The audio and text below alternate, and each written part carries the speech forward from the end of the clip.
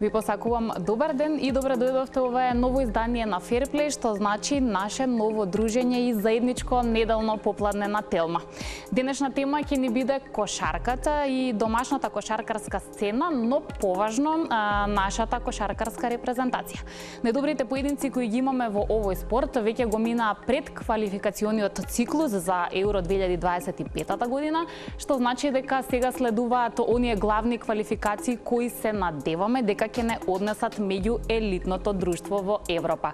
Дали ќе биде така, имаме ли конкретен план како би стигнале до таму, затоа што веќе повеќе од 10 години очекуваме некој ваков светол, ведар момент за кошарката, ќе дознаеме денеска од човекот кој што ја предводи оваа нова генерација и нова кошаркарска репрезентација. Останете заедно со нас.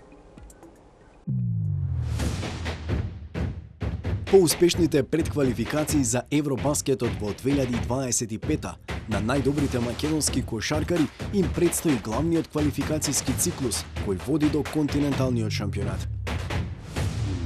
Колкави се шансите за враќање на Македонија во елитната европска кошаркарска конкуренција? Каква е атмосферата во актуелниот подмладен состав? Кои се најголемите предности и недостатоци на тимот и која е нашата стратегија за постигнување на нови успеси? Дознаваме од селекторот на македонската кошаркарска репрезентација. Гостин во Fairplay со Јана е Александар Јончевски.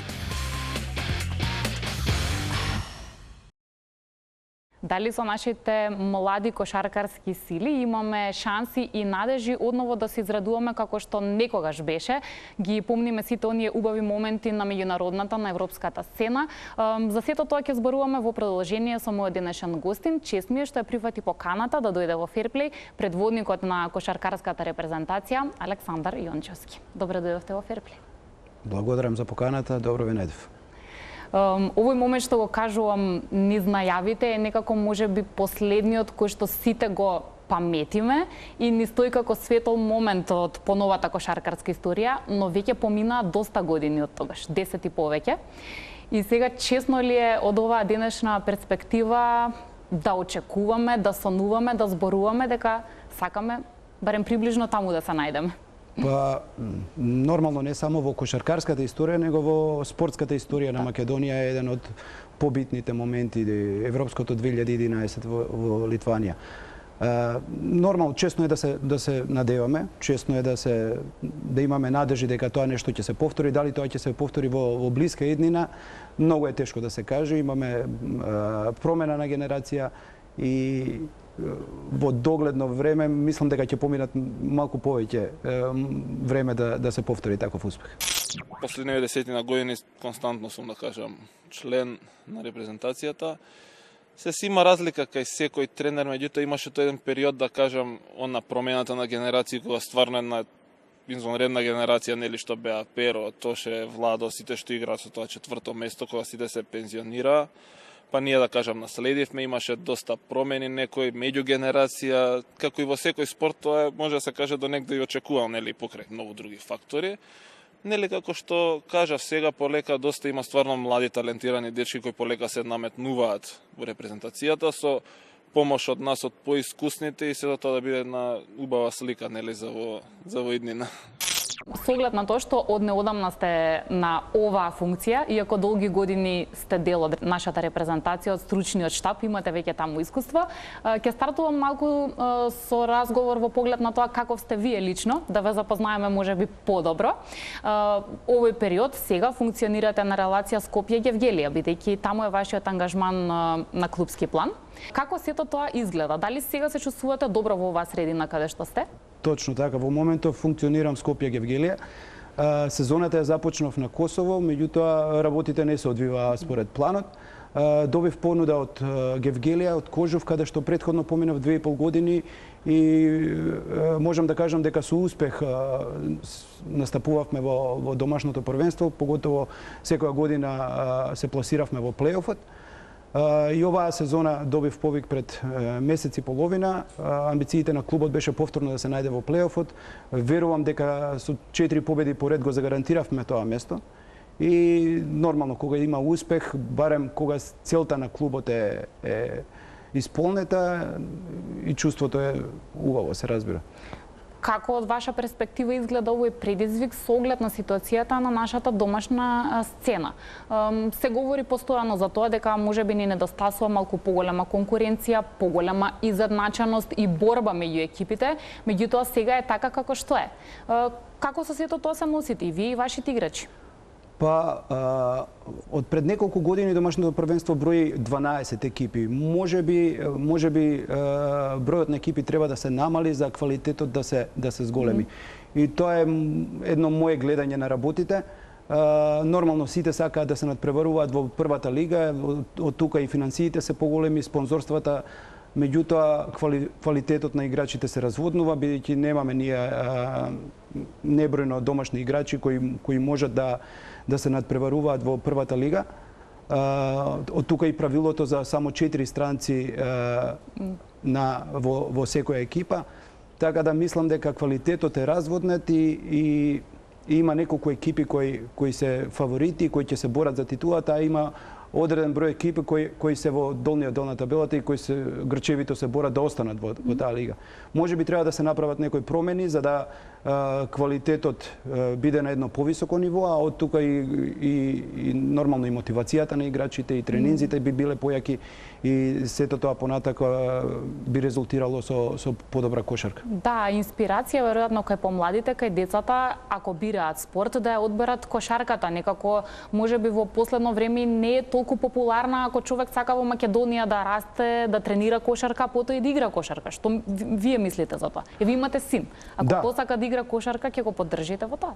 Па, јас би го поддржал нормално и веќе мојот син е 6,5 годишен, уште е мал за кошарка, иако посетува некои часови по кошарка и часови по фудбал, меѓутоа тоа е само физичка активност, тоа е далеко од кошарка и од фудбал. Но се сложувам дека кошарката е на едно пониско ниво од каде што беше претходно. Можеби ако пред неколку години беше спорт број 1, во моментов не е така. А за да се врати таму, треба да почнеме од најмладите категориите. Да. И првично да се работи на квантитет, што со тоа мислам да дечињава да посакаат сите да би биле избор број 1 да им биде кошарка. Во моментов, бидејќи знам дека не е така, пресе на фудбал, па потоа и ракометот, кој никогаш не бил спорт избор на млади деца. Барем во мое време ракометот бил доста неатрактивен спорт. А сега голем број дечиња од основните училишта го избираат ракометот како спорт пред кошарката.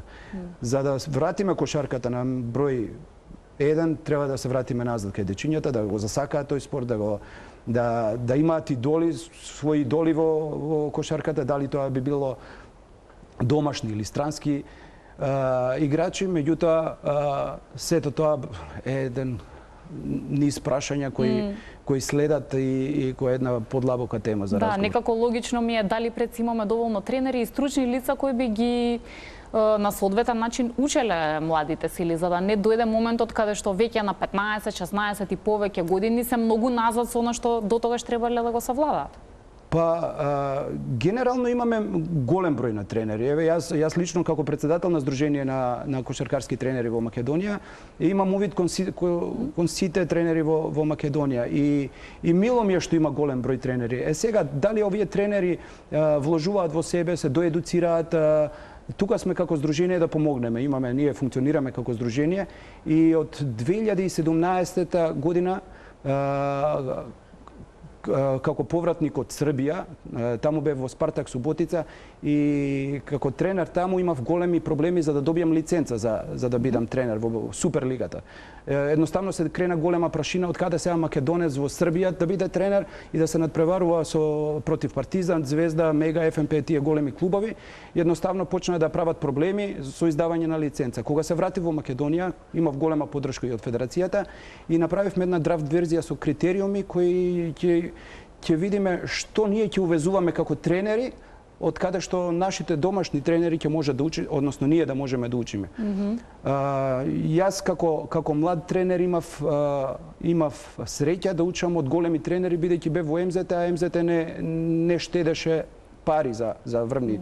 Значи тука беа еден Змаго Сагадин, Алеш Пипан, Зоран Мартич, сите со кои што имаат освоено, Влада Вукојчич, имав среќа да учам. Но помалите клубови каде што секој денар им беше битен, има тренери од Србија кои навистина по мене не ни заслужуваат да бидат на тоа место. И така направивме еден правилник за лиценцирање на странски тренери во Македонија, кој од кога го направивме да не се случува тоа повеќе. Да не се случува, ако веќе некој доаѓа да имаме да видиме навистина да научиме од нив.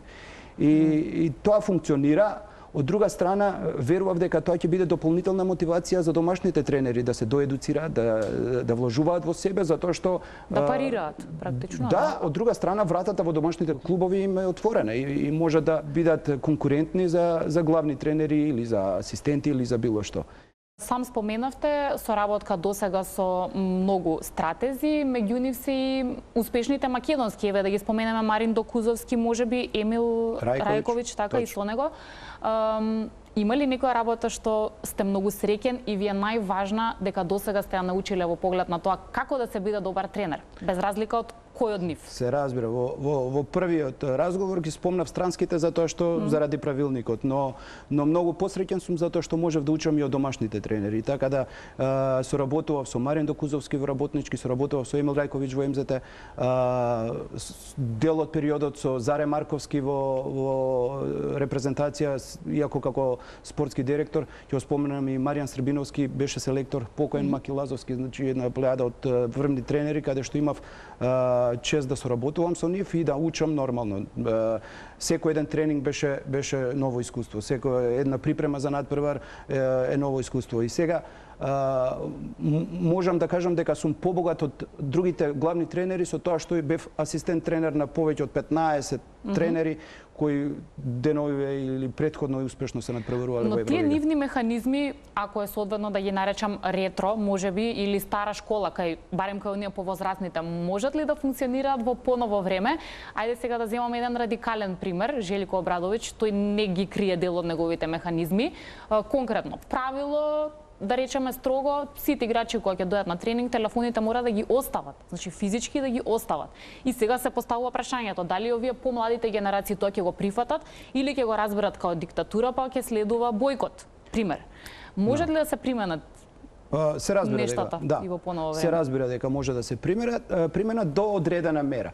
Најпрво не можеме да споредиме со Желко Обрадовиќ, кој едно име најголемо во светот на кошарката и поинакови услови. Така е. Но... Исто и клубот, кога сите услови се исполнети према играчот, играчот мора да ги исполнува обврските према клубот. Ако дел од тие услови или дисциплински правилник кој го потпишуваат сите играчи при подпис на договор, мора и да ги спроведат тие правила. Ако таму пишува дека нема телефони за време на ручек, на тренинг или било каде, следува и одредена казна доколку не ги почитуваш. Тие таму договори се милионски договори и не сакам ни да ги споредам со нашите критериуми или услови за тренинзи или дел од условите кои нашите клубови може да ги спроведат. И сега, таа old school стара школа на дел од тренерите во поново време и не функционира така, затоа што новите генерации не се научени на таков авторитет, не само на тренинзите, него не се научени ни во домашни услови. Растени се во поинакво време и за нив е тоа сосема неразбирливо, поготово на нашите простори доаѓаат играчи кои се руки, а доаѓаат директно од колеџ. Во колеџ, во зависност од големината на колеџот, во зависност од тренерот кој им бил таму, за нив може да биде сосема чудно какви се овие глупости, да не кажам, нема телефон или треба да бидеме исто облечени или треба да не правиме муабет или состанок. Правиме некој баланс кој ќе биде позитивен однос од тренер со играчи и играчите да го почитуваат моментот на тие услови и само така би донело резултат.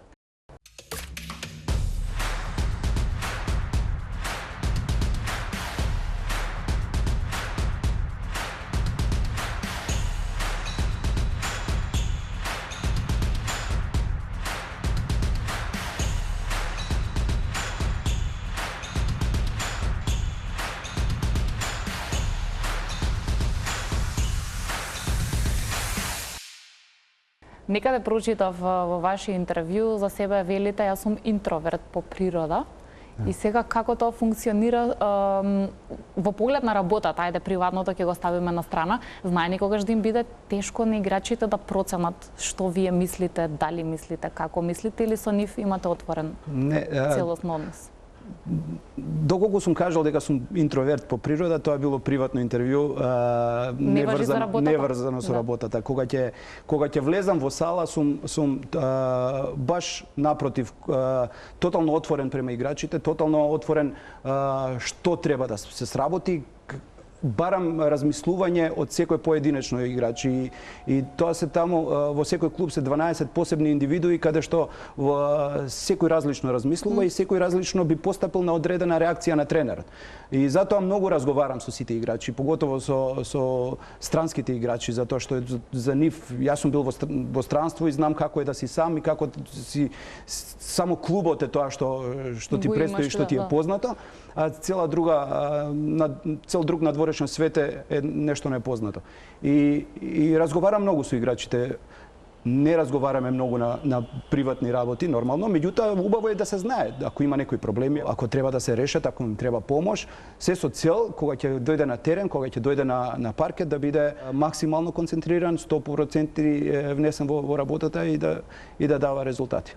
Тренер си е тренер, меѓутоа различно е многу кога имате клубска обврска и кога таму континуирано ги спроведувате вашите замисли, а поинаку е кога на селекторска позиција ќе дојдете, имате ограничен период на подготовки, играчи од различни средини и сето тоа треба да го координирате. Дали ова подразбира дека второто е по дефолт потешко или не?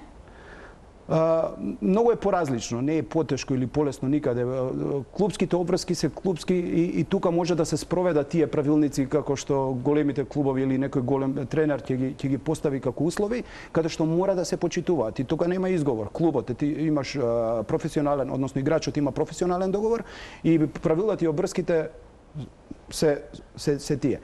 За разлика од клубските обврски, репрезентативните обврски, тоа е само избор, добра волја на играчот, дали ќе се појави на повикот на селекторот на федерацијата, дали има желба, дали чувствува одговорност да сака да игра, да даде максимум, бидејќи они освен поготово оние играчи кои веќе се и во залесна кариера и играчи кои не може да добијат ништо многу од репрезентацијата или од играње за репрезентација, туку можат само да дадат, со нив треба многу поинаку. И во овој момент, јас сум веќе година дена како главен тренер, иако претходно 10 години скоро како помошник тренер, сум презадоволен од односот на повиканите репрезентативци. Значи, нивниот однос е крајно професионален, без разлика што се работи за репрезентација и верувам дека и натака ќе биде, понатаму ќе биде односот. Јас сум коректен со сите од нив и само така може да функционира репрезентацијата со коректен однос помеѓу федерацијата со играчите, играчите со тренерот и цел еден циклус. Во репрезентација најважно да кажам од све е атмосферата и таа некоја комуникација меѓу играчи, помеѓу тренери и играчи, бидејќи поготово кога се вакви прозори, нема многу време да се спремаат утакмици. 3-4 дена сме заедно и многу пати се дојва победа на добра енергија, добра атмосфера, така отколку нешто не знам што е, така да секогаш нели е подобро да е малце порелакс, да се осеќаат играчите комотно, меѓутоа сепак нели си имаме ние некои правила, принципи, кодекс некој на однесување што мора се почитува. Еден од играчите кој што во моментов е веројатно меѓу нашите поистакнати поединци во иднина се надевам уште повеќе, Ненад Димитриевиќ, е тој кој во минатото неколку пати ги одбиваше повиците за настап во репрезентација, меѓутоа вие ја успеавте да промените оваа ситуација. Како се случи тоа? Што беше оно што вие му го кажавте нему за тој да го промени својот став? Па, искрено, прво имавме еден пријателски разговор, го повикав на состанок на кафе, на кафе муабет. Оно што папараците веднаш ги фатијат. Да, баш и така, уште не бев стигнат дома, веќе излезе некој успел да фотне. Имав отворен разговор со Ненад и Искрено му ги кажав моите размислувања за типот на екипата, како би сакал да функционира, која би била неговата улога во тимот и он искрено уште тогаш кажа дека со задоволство доколку е слободен, бидејќи неговата иднина не се знаеше, во тој период имаше активен договор со Валенсија, меѓутоа по медиумите низ Шпанија се шушкаше дека тој договор нема да биде валиден. Отворено ми одговори дека доколку биде слободен и доколку клубски му е овозможено да биде присутен на тие августски, мислам дека прозорецот беше во август, дека ќе се јави и дека ќе одговори позитивно. Така и се случи, дојде на 10 дена пред почетокот, само што го договори неговиот трансфер во Уникс Казан, дојде на тие 10-дневни подготовки и успешно го отворивме тој предквалификацијски циклус со победа во Данска, со негов шут од 20 на метри и во последната секунда и мислам тоа беше баш она момент за паметење, и он одлична следниот натпревар во Словачка исто имаше преку 20 на поени каде што го добивме и тој натпревар кој се покажа дека е клучен за продолжеток на квалификациите, а верувам дека и нему му беше позитивна целото таа енергија што ја даде на репрезентативен план, па и овие одлично настапува во Уникс во ВТБ лигата. Уште тогаш ми најави дека во ноемврискиот циклус што и да се случи нема да се појави затоа што очекуваше бебе во истиот период и доби син и се јави, честиташе на нашите победи и верувам дека понатака во квалификацијски циклус ќе се појави. Ќе го гледаме повторно, да. Јас се надевам, да. Добро, направивме стварно голем чекор што ги пројдовме овие предквалификации. Иако вака 5-1 скор може да изгледа како лесно, меѓутоа стварно не беше воопшто, игравме против доста цврсти и силни селекции и поготово со овие прозори многу често се менува составот. Едни играчи може да дојдат, нели Андреј што е на колеж, Нено што игра големо надпрерување. Така да многу беше важно и тешко бидејќи од 4 селекции само првата иде. Во претходни некои квалификацијски циклуси се случувало да идат првите 2, првите 3, така да сега многу беше битно ова што го пројдовме. И нормално се надеваме на добра група и пласман на европско. Имавме промена нели на селекторска позиција, составот горе-доле ист, веќе подолго време сме заедно, имаме неколку поискусни, пример нели ја Војдан сме тука веќе повозрасни, млади стварно талентирани дечки, има некои сега што се тие 26, 7, 8 години кои веќе имаат собрано некој искуство. Едноставно полека се вклопуваат работите и од сега гледам само подобри денови за репрезентацијата. Ќе споменам сега уште еден поединец, интернационалец Тиџеј Шорц. Неговото доаѓање веднаш се споредуваше или се споредува се уште со Лестер Бомекелеп, колку и тоа да е логично или не. Треба ли така да го доживуваме како некој кој што сепак ќе биде или би бил меѓу клучните носители на нашата игра, или не треба да се размислува во поглед целосно на неговата игра да се подпира нашата репрезентација? Да, убаво би било да не се подпира целата игра на него, меѓутоа и убаво би било да се види како би биле во пар со Ненад Димитриевич. За Тиџеј Шорц е несомнено дека се работи за одличен кошаркар, успешно се надпреварува во моментов во Champions League на ФИБА и за него има понуди и од Евролига. Тоа би било проблем доколку прифати некој договор во наредната сезона од евролигашки тим. Знаеме конфликтот помеѓу ФИБА и Евролига е се уште активен, така да доколку он подпише таму, нелогично е да чекаме дека ќе се појави на следните повици. Во однос со споредбата со Бомекелеп е навистина неблагодарно, затоа што дали се работи за различна позиција, не туку се работи за успехот кој го достигна Бомекелеп во неговиот ангажман Литванија, Европско првенство, 4-то место и толку победи и Бомекелеп беше еден од носителите на таа игра. Ама и на клубско ниво беше, нели, меѓу најдобрите поединци. Да, беше MVP во Евролига, имаше милионски договор со Фенербахче, имаше краток ангажман и NBA. Не би сакал да ги споредувам. Едноставно ги гледам како Бомекелеп една успешна приказна што се случила во минатото и каде што сите ние настојуваме да се повтори и да имаме уште некој нареден Бомекелеп, но јас многу повеќе би сакал да тој Бомекелеп биде некој македонец. На почеток кога дојде, можеше се види малце дека е повлечен, чудно, нели, нова средина, нормална, ама како што кажав, кај нас во кошаркарска репрезентација стално има добра атмосфера и се он прв пат дојде прошлиот прозор во Гевгелија кога бевме. Тука одма сите заедно вечера, мрзенци отидовме заедно на јагнешко, на што се вика, и полека почна да се опушта. Плюс сега овој циклус со Мекич го ставивме во соба, сега нема гајле. Не, многу добро го прифативме и се осети многу комотен со нас и комуницираме и вака сега кога е во Германија со многу од нас комуницира и така да мислам дека им сака да дојде да биде дел од оваа прецесија, он голем професионалец и одличен играч, што мислам дека стално ќе си дава макс, али се виде одма, поготово овој прозор му беше она многу убаво дојдено. Morаме да земеме тој шут. Минус 8. Полу контра е фаул, N1. Мора да ни дадат нешто. Појдан со Магдевски, Ѓуровски у корнер, Пикан Поп, Појдан пак го имаш, помагаат на тој Поп, Појдан у корнер, Букнијата. Ајде! Сега, за разлика од оној момент што го споменуваме пред повеќе од 10 години, селекцијата ни е составена од најголем дел играчи кои се надпреваруваат во домашното првенство. Тогаш беше поинаку, имавме многу интернационалци. Ке пречи ли ова во поглед на квалификациите, бидејќи таму ќе се појават поединци што настапуваат во меѓународни па и домашни многу посилни конкуренции?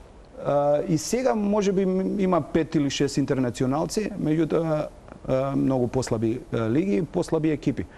И не можеме да ги споредиме или да кажеме дека ќе биде пречка за понатамошните квалификации дали имаме интернационалци. Само од момент дека се настапувале таа одредена екипа во врвните екипи, ни даваше за право да бидеме гладни за успех, да бидеме фаворити во одреден двобој со одредени екипи или надпревари. А во овој период било каков пласман на европско првенство за нас ќе биде успех. Како ќе ги мотивират играчите? Мене ми е секогаш тоа фасцинантно, по некој пат забораваме не само во поглед на кошарката, и ракомет и фудбал, како изгледа кога истава ситуација наши играчи, особено домашни првенства, ќе излезат да се надпреваруваат против звучни имиња, нели? За среќа, мотивацијата во овој предквалификацијски циклус не беше проблем и сите беа мотивирани и одговорија максимално на повикот и надпреварите беа и така, и дури оној надпревар што го изгубивме од Словачка предпоследниот. Достоинствена игра, да, не. Достоинствена, имаше енергија, имаше желба и дел од мотивацијата, бидејќи нормално тука нема астрономски договори, нема бонуси, нема премии, него е чисто желбата на играчот да се покаже во најдобро светло во дресот на националниот тим.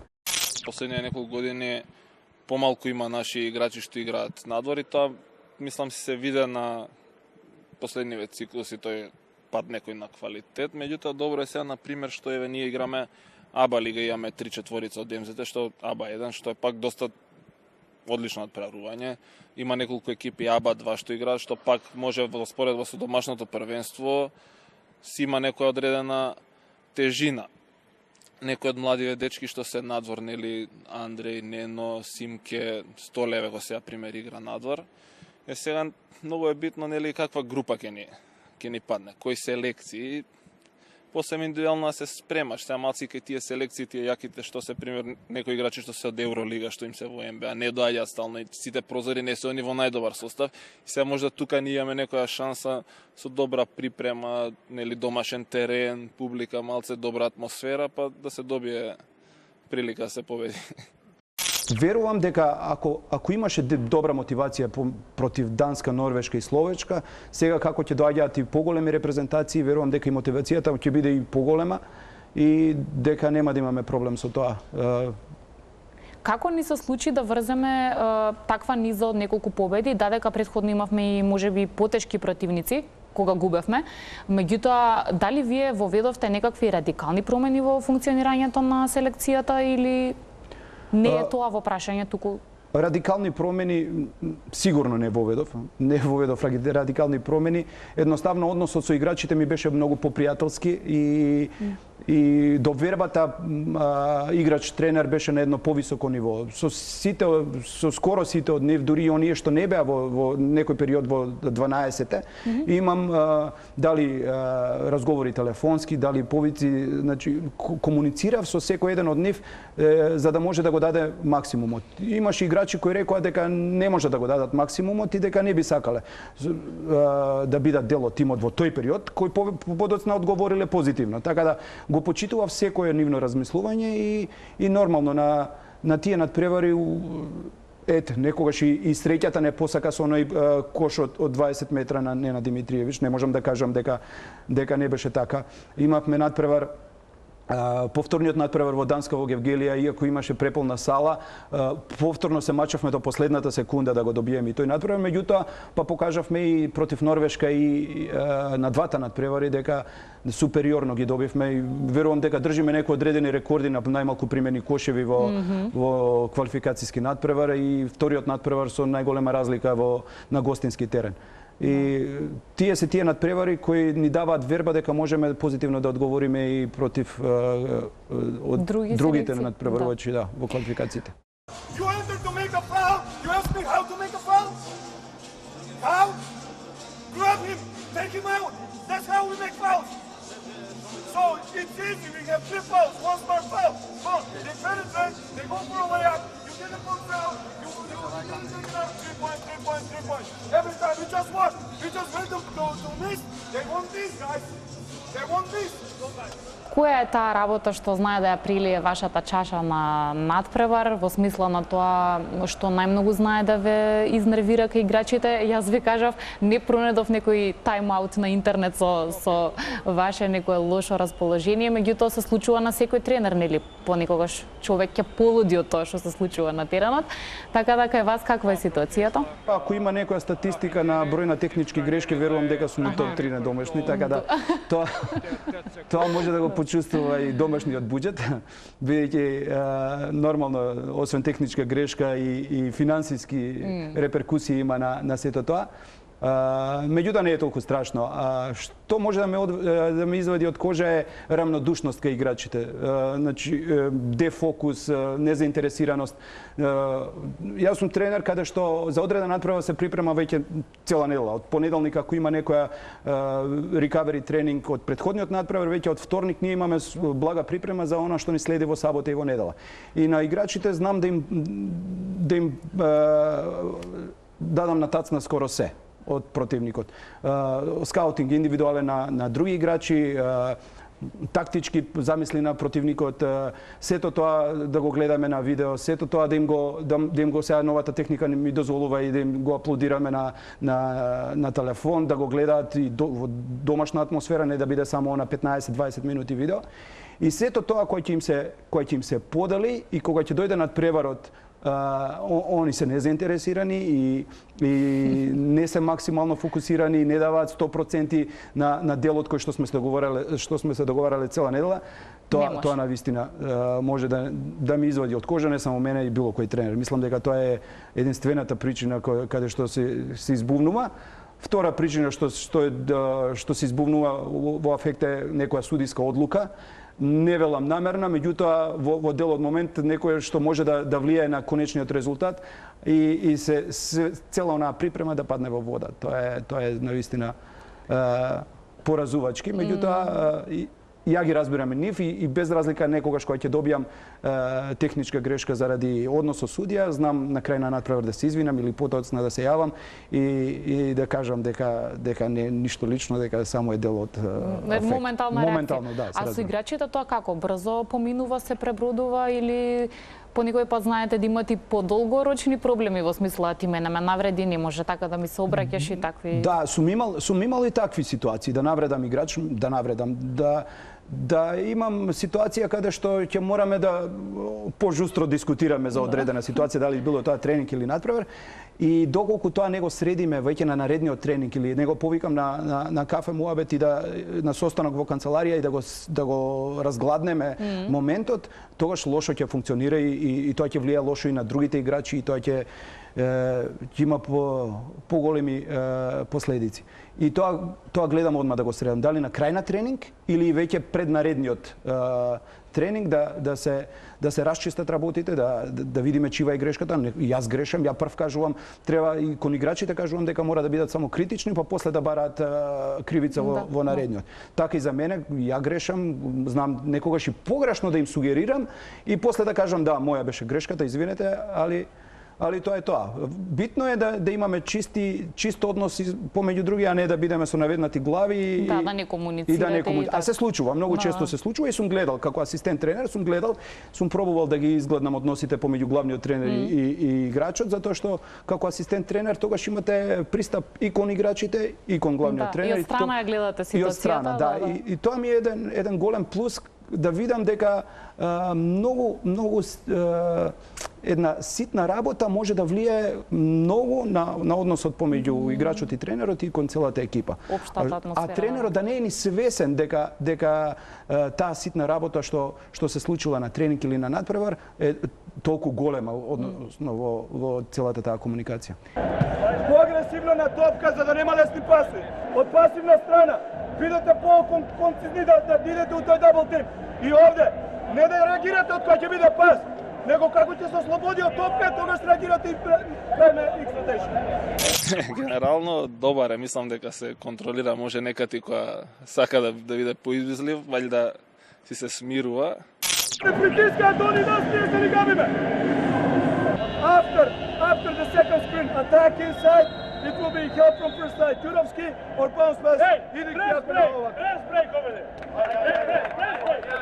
Сигурно пример нешто што сме се договорили, што сме работеле нешто да е конкретно, рецимо и сега некој да си тргне по негова идеја, најверојатно такво нешто. Иначе нормални тие грешки се спорте се случува, тоа не би требало. Се вклучувате ли некогаш директно со вашите играчи да играте кошарка до ден денес? Како ја одржувате кондиција, подготвеност? Тоа секако ви треба затоа што темпото е напорно, како и да е? Да, и тоа го научив од поголеми тренери, никогаш да не се мешаме со играчите, никогаш. Значи водам сметка за изгледот, да, дури не ја користам нистата теретана каде што играат играчите, да. Гледам да биде тоа друга теретана. Не можам да бидам толку физички активен и да играм кошарка повторно годините. Сега се плашам и од повреди, па затоа некои порелаксирани спортови како велосипедизам или таква рекреација. Помирно. Да, помирно, а сепак да бидам физички активен, да. Предпоставам вашето семејство навикнато е на ваков тип на обврски темпо, меѓутоа сега имате проблеми во функционирањето, ви недостасува почесто да сте заедно. Вашето семејство функционира овде, така, во Скопје? Да, сопругата е вработена во Скопје и синот е во школа, веќе прваче во Скопје и затоа можеби не се одлучувам да негде подалеку побарам ангажман или да бидам поактивен. Последниот интернационален беше Косово, меѓутоа на 120 км од Скопје, па два пати неделно доаѓа во Скопје. Да. Секој викенд сум во Скопје, сега кога сум во Гевгелија и нормално недостасува семејството. Научено е да функционира. Наназад 5 години, претходно бев и во Гостивар, меѓутоа Гостивар го сметам као скоро Скопје. Да, па секојдневно бевме на релација Скопје-Гостивар. Научено е и тоа е жртвата. Тоа е жртвата на професионалниот спорт. Верувам дека понатака доколку има некој навистина голема понуда, па тогаш би можеле сите заедно да се преселиме и да функционираме. Имате некоја посебна желба вака каде би сакале да заминете ако веќе си одите од Македонија или не сте размислувале на тој начин? Секако дека размислувам. Во комуникација сум поготово сега како селектор, се јавија и агенти кои би сакале да ме застапуваат и да пробаме на некоја по кошаркарска средина. Не можам да кажам по кошаркарска, бидејќи Балканот сепак го сметам како еден вид најкошаркарска, освен Литванија. Тука се изимаат голем број талентите секаде, да. Меѓутоа, споменав дека во Србија многу тешко може да просперира не Србин.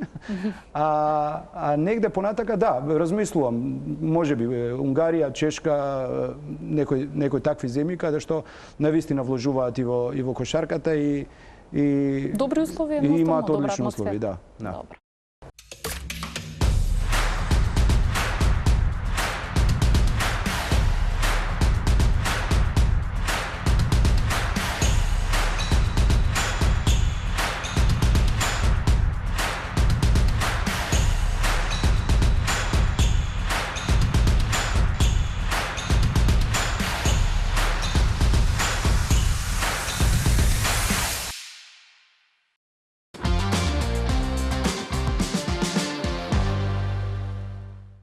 Имам само уште некоја минутка, ќе завршам со репрезентацијата.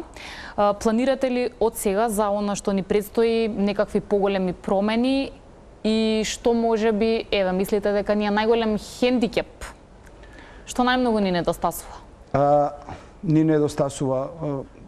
Вака, се уште не сме биле комплетни, бидејќи на некој надпревар настапувавме со одреден број играчи. На последните два циклуса не настапивме со Нена Димитриевиќ и со Андреј Јакимовски, кој се надпреварува во NCAA лигата. Верувам дека во август и двајцата ќе бидат достапни и ќе одговорат позитивно на повикот. Имаме проблеми со високи играчи.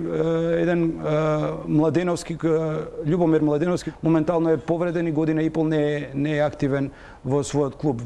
Верувам дека во август можно е да биде и он активен и кога ќе се собере, кој ќе дојдат сите конкретни играчи на позиции, ќе видиме што навистина ни фали. Ни фалат имиња како што беа 2011, можам да кажам. Меѓутоа сите овие што се на повикот може да одговорат позитивно и да се надеваме на Европско 25. Кога имаме неуспеси посебно, јавноста знае да биде сурова, да многу критикува, дури да упати навреди кон тренери, кон играчи, репрезентативци имаат статус, меѓутоа ние знаеме да ги нападнеме. Често пати во тие ситуации не ја знаеме и другата страна на приказната. Не знаеме дека играчите можеби со најминимални услови некаде заминале се со цел гордо да си ги бранат боите на својата земја. Па дали тоа било со автобус, па дали тоа било со некоја минимална опрема, со еден дрес за секој играч и да не направат проблем и да излезат на теренот и да играат за Македонија. Каква е во моментов ситуацијата? Потребна ли ви е подобра поддршка од Федерацијата, подобри услови или сте задоволен како во моментов се одвиваат нештата? Генерално, тоа е цената што ја плаќаме сите спортисти од социјалните мрежи, бидејќи секој може да даде некој коментар и да навреди и сето тоа да влијае негативно на спортистите, на тренерите. И на тоа гледам воопшто да не се навраќам. Уште во времето како играч од работнички па отиде да биде тренер во МЗТ, па потоа се врати, имаше милион коментари на моја лична сметка и кога ќе ги запознаеме и оние луѓе кои ги коментираат тие работи само за да се види нивното име дека коментирале, а после знаат да седнат со вас и да на иста маса и да без проблем да комуницира, да. Така да на тие работи не се навраќам, не обрнувам внимание. Да, влијае на играчите, влијае многу на играчите и на нивното моментално расположение, мотивација, кога ќе прочитаат тако нешто, јас им сугерирам воопшто да не гледаат такви работи. Се искрено веќе како подминуваат годините, колку стануваш поискусен, се учиш да не обрнаш многу внимание. Се некојаш колку и да сакаш нешто, може ќе ти засмета едно друго, меѓутоа тука да кажам, повеќе ние постарите сме да поделиме некој совет, пример некој кој има проблем кога ќе прочита нешто, али во главном јас лично пример стварно никогаш не читам коментари, бидејќи во денешно време буквално сега со интернет секој може све да напише и стручен, а стручните не пишуваат, него пишуваат најчесто нестручните. Иначе воопшто не ги, да кажам, не ги ни читаме и кога ќе дојат, тоа е отрпно што текна време. И ние сме сега такво поднебје, такво тука Балканот, каде што многу лесно одма се заборава секој претходен успех, све али со тек на време се учиш да се изолираш, да помалку тоа да те навредува или да не ти смета уопште на Најактивни се коментарите за тоа што нивниот циклус за било кој циклус знаа да има милион и навреди и коментари на сметка дали на играч. А од друга страна, убаво кажавте дека они отишле се со цел да ги бранат боите на својата држава. Без никакви надоместоци, одвојуваат дел од нив време од своите фамилии, од своите семејства. Има и сериозни играчи кои се со деца, а им земале 2 месеци од летото затоа што треба да одговорат на репрезентативниот повик. И дали се условите максимални или може да бидат подобри, секогаш може да биде подобро. Дали од федерацијата, дали или од клубот. Ама и важно е да не се минимални. Тоа е многу важно. Да, битно е да не сме на долната линија и на долната граница каде што потоа би тоа преминало под секое достоинствено ниво. Тоа. Да, се сложувам, меѓутоа дали се минимални или секогаш може да бидат подобри, нормално. Секогаш може да бидат подобри и верувам дека луѓето кои се задолжени за тоа се трудат да ги зголемат тие услови, да бидат на едно професионално ниво. Сепак не можеме да се мериме со една Италија или Франција каде што буџетите на федерациите се милионски, а ние имаме 20 пати помали буџети. Нормално, све во граници на условите и верувам дека и без разлика што се лимитирани тие буџети, дека секогаш може подобро. Се надевам дека ќе биде така, реков, навиваме за вас и за Македонија генерално. Има време додека да дојдат на ред овие квалификации за кои зборувавме и верувам дека ќе се видиме повторно кога ќе се доближи тој момент и кога ќе застанете малку поблиску до новиот предизвик. Ви благодарам уште еднаш на поканата и поздрав до сите гледачи. Благодарам многу, се надевам дека и нашите гледачи уживаа во овие минутки. Кошарката беше наша денешна тема. Нека биде ова и инспирација да, како што реков, дадеме малку поголема поддршка и доверба во оние кои што веќе носат одговорноста да ги бранат боите на Македонија. Нови спортски теми ние ви подготвуваме и за следниот викенд. Го знаете добро нашиот термин, па се гледаме следната недела во 16:15 на Тел.